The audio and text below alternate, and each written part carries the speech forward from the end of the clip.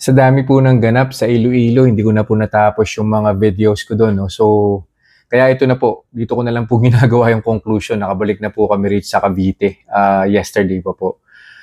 Magko-conclude lang po ako do'n sa Tatoy's, yung first, restaurant that we dined in 'no. Um,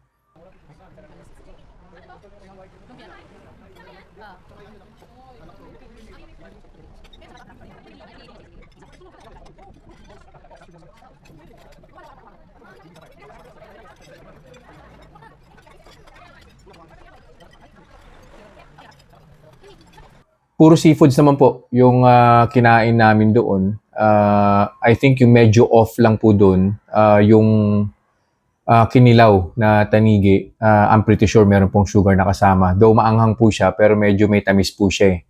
Tapos, I think yung sisig, masarap din po siya. Unfortunately, medyo may tamis din po siya. So yun po yung mga nag-trigger nung pag-spike or pag-increase po ng blood sugar ko eh. Nag-start po yung blood sugar ko at 104. Tapos on the first hour, umakyat po kagad siya, nag-153 po siya. Tapos after several minutes, nag-154, 156 pa po yata siya. So yun na rin po yung peak. Hindi naman po siya umabot ng 160, 170. That's the beauty of, not eating rice. And puro seafoods din po karamihan ng kinain ko. And meron pa po palang lumpia Shanghai. Kumain lang po ako ng napakaliit lang na piraso pero I'm sure na may extender po siya eh.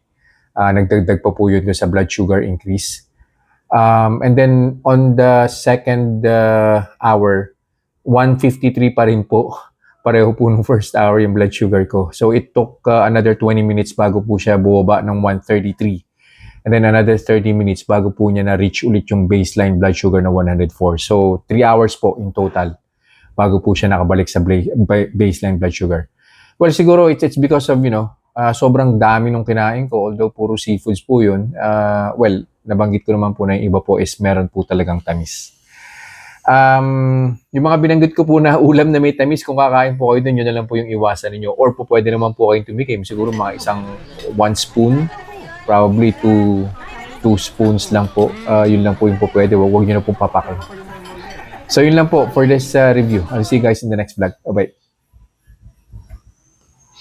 Reminders lang po, huwag pong mag-aanli. Always eat in moderation. Di po ako doktor, so whenever in doubt, konsulta po kayo sa doktor ninyo. And yung results po ng mga review na ginagawa ko, it may vary.